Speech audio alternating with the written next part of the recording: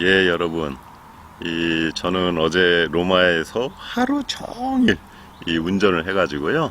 지금 있는 이제 캠핑장에 도착해가지고 첫 아침을 맞이했습니다.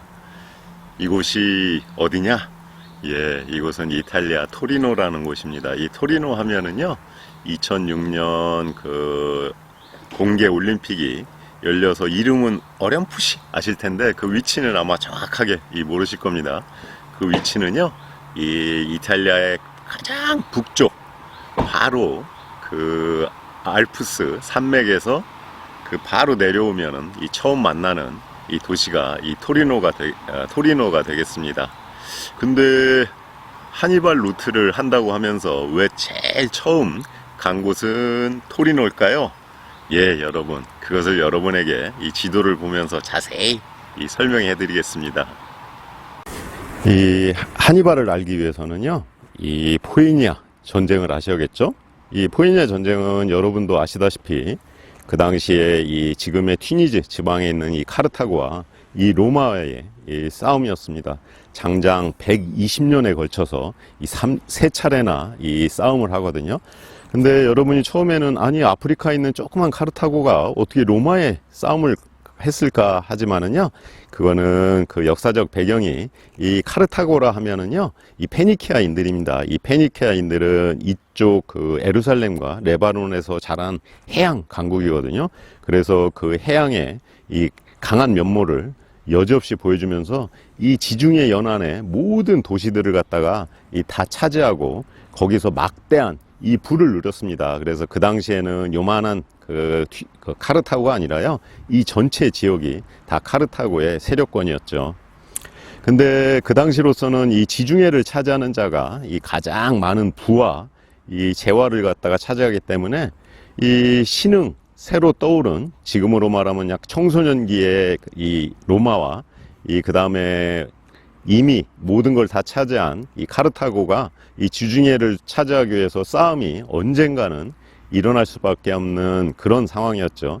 근데 1차 포에니아 전쟁은요, 이 시칠리아에서 시작됩니다. 이 시칠리아에서 그 내부 내에서 이 내분이 일어납니다. 그래서 양쪽이 각각 그 자기의 힘만으로는 안 되니까 한쪽은 로마에, 한쪽은 이 카르타고에 이 원조를 요청하는데, 그러지 않아도 이 싸움이 언젠가는 벌어질 거면서 또한 시칠리아는 특히나 지중해에 오가는 데 있어서 가장 그 중요한 지정학적 요지거든요. 그래서 결국은 이 카르타고가 이 로마가 싸움을 벌이게 되죠. 처음에는 로마가 연패합니다. 그 이유는요, 이 로마는 그 육지에서는 강한 반면에 해양에서는 너무나도 약했습니다. 그래서 처음에는 많은 수모를 겪다가 이 로마의 또 장점이 뭡니까? 그 패배에서 교훈을 얻는 거죠. 그래서 까마귀 배라고 해서요, 이 배 위에다가 큰 갈고리를 달고 다니면서 이 카르타고 배가 옆으로 접근하면은 그거를 찍어갖고 카르타고 배가 가지 못하게 합니다. 그래서 건너가가지고 배 위에서 싸움을 펼치니까 결국은 해상전이 아닌 이 육전이 돼버리니까 이 로마가 결국은 승리하게 됩니다. 그런데 그 당시에 지기는 했지만은 이 카르타고에 아주 뛰어난 용맹한 장수가 있었으니 그게 바로 하밀카르 바르카, 그것이 바로 이 하니발의 아버지입니다. 이 전쟁이 끝난 후 이 카르타고에서도 의견이 이제 서로 갈라지죠. 계속 언젠가는 로마와 죽어도 싸워야 된다는 이 강경파하고 이제는 그만 싸우자는 온건파의 싸움이 벌어지는데, 그 당시 분위기로서는 결국 강경파인 이 하밀카르 바르카가 쫓겨나서 스페인 총독으로 갑니다. 말이 스페인 총독이지 그 당시에 스페인은요 아주 황무지였거든요. 근데 하밀카르 바르카는 거기 가서도 광산이나 그 밖에 많은 경제 활동을 해갖고 이 뛰어난 부를 유지합니다. 그러면서도 마음속으로는요, 언젠가는 이 로마를 갖다가 망하게 해야겠다는 마음이 있어서 심지어는 9살짜리 아들 하니발을 신전에 데리고 가서요, 네 평생 이 로마를 갖다가 망하게 하겠다는 그 맹세를 시킵니다. 그래서 맹세를 하죠. 그런 그 아버지 밑에서 자란 그 하니발이요, 28살 때 이 아버지가 돌아가시게 됩니다. 그래서 잠깐은 매형이 이 스페인을 맡았지만 결국은 이 하니발이 이 스페인을 맡게 되죠. 그러면서 드디어 그동안 벼러왔던, 그 다음에 마음속에 담아왔던 이 로마와의 이 전쟁이 시작됩니다. 전쟁의 시작은요, 이 처음에는 요 부근에 있던 사군툼이라는 이 도시를 공격하면서 시작됩니다. 이 사군툼이라는 도시는 이 로마와 동맹 도시였기 때문에 사군툼을 공격한다는 것은 로마와의 전쟁을 선포하는 거거든요. 결국 이 로마와의 전쟁이 선포됩니다. 이 로마에서도 이 대비를 합니다. 그래서 아마 이 하니발이 이탈리아로 넘어올 때는 두 가지 경로. 첫째는 이 시칠리아를 거쳐서 남쪽으로 이렇게 올 거라고. 그다음 아니면은 이 북쪽으로, 지금의 마르세유를 거쳐가지고 이 북쪽으로 건너올 거라고 예상을 합니다. 그래서 양쪽에 그 집정관과 군대를 갖다가 이 보내게 됩니다.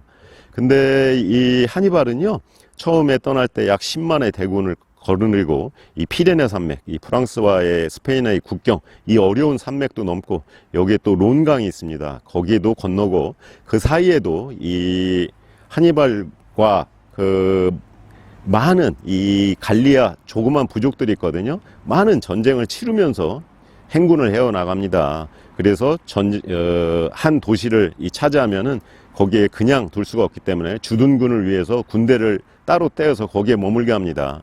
그래서 이 알프산 근처에 왔을 때는요, 5만의 그 보병과 약 8,000명의 기병, 그 다음에 300 몇 개의 그 코끼리를 데리고 오죠. 그런데 이 로마군이 생각처럼 이 마르세유를 거쳐서 온 것이 아니라 하니발은 예상치 못하게 이 알프산을 넘어갑니다. 그것도 겨울에. 근데 하니발이 꼭 이 알프산을 넘어간 거는 그 기습 공격 이라기보다는요, 하니발 나름대로의 사정이 있었습니다. 그 당시에 마르세유는 로마군도 기다리고 있었지만은 이 인근이 모두 갈리아 그 족들이 이 로마에 갇힌 편이었습니다. 근데 도리어 이 이탈리아 북부 쪽에 알프스산 바로 밑에 쪽에 있는 갈리아족들은요, 이 로마에 대해서 계속 투쟁을 하고 있었기 때문에 이 하니발이 여기만 건너간다면은 여기 세력을 규합해서 쉽게 전쟁을 치를 수 있다는 생각에 이 기어이 알프스산을 넘어갑니다.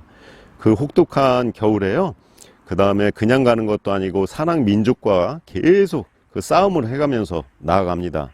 그래서 그 겨울에 14일에 걸쳐서요, 이 알프스산을 넘게 되는데, 그러면서 그 전사하거나 동사하거나 아니면 추락사한 병사들이 많아서 나중에 여기 내려왔을 때는 병사들이 반 정도로 줄어듭니다. 그래서 보병이 한 2만 명, 그 다음에 기병이 한 600명, 그 다음에 코끼리도 그렇게 많이 남지를 않습니다.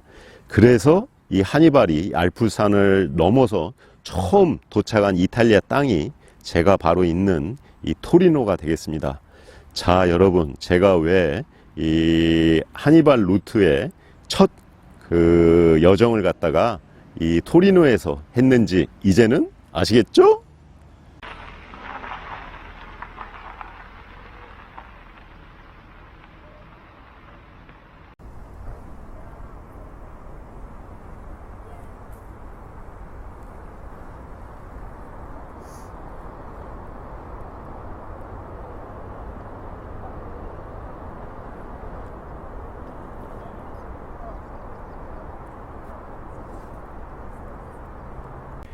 예, 여러분, 이 제 뒤에 보이는 것이 바로 토리노고요. 이곳은 그 토리노의 도심 전경을 한눈에 내려다 볼 수 있는요, 몬테데이 카푸치니라고 하는 이 언덕입니다. 이곳에 오시면은 토리노를 정말로 한눈에 아주 시원스럽게 보실 수 있는 곳이거든요.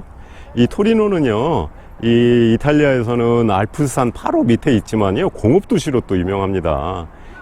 우리나라의 그 현대 기아차가 있다면은요, 이 이탈리아의 국민차인 이 피아트, 뿐만 아니라 페라리, 그 다음에 그 알파 로메오, 그 다음에 대형차로 유명한 이베코 등이 다 이 토리노에 있습니다. 근데 여러분이 이 토리노에 오시면은요, 그동안의 이탈리아 도시하고는 전혀 다른 모습을 보실 수가 있습니다.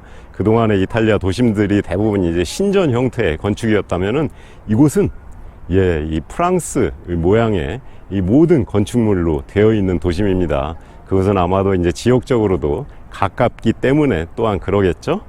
그래서 이 이탈리아에서 여러분이 독특하게 이 프랑스 풍의 이 도심을 보시려면은 토리노에 오시면 되겠습니다. 이 토리노 도심지 저 뒤에 배후에 보면은요, 희미하게나마 이 산이 보이시죠? 예, 저것이 바로 이 알프스 산입니다. 이 그해 겨울에 드디어 이 하니발은요, 어렵게 저 산을 넘어서 처음으로 이탈리아 땅에 이 토리노에 도착하게 되는 겁니다.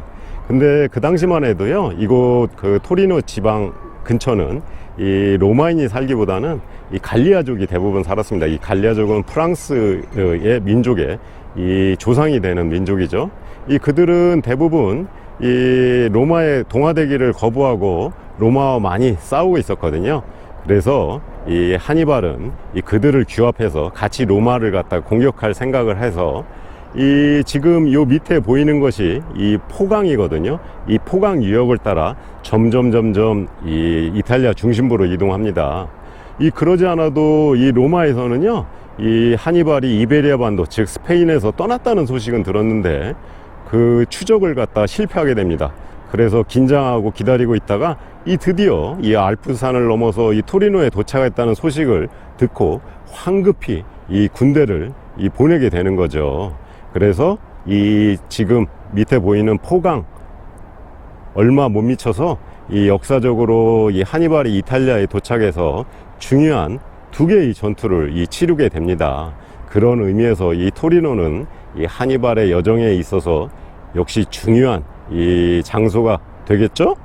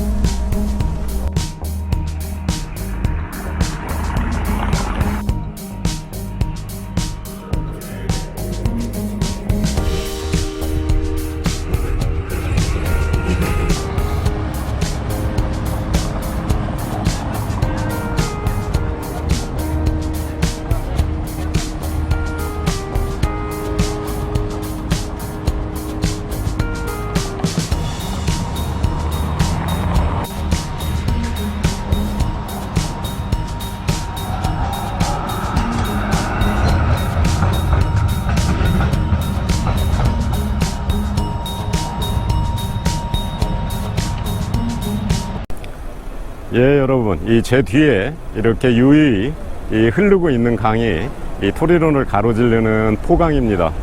이 알프스 산맥을 넘어서 이 토리노에 도착한 이 하니발이 이제는 이 포강을 따라서 쭉 전진하면서 이탈리아로 점점 들어갑니다.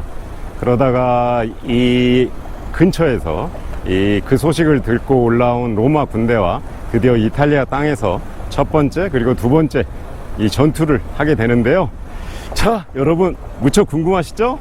자, 일단은 오늘 토리노 이 편은 여기서 마무리를 하고요. 이 다음 이 하니발의 여정에 대해서 여러분에게 다시 말씀드리겠습니다. 자, 그러면은 그때까지 여러분 안녕.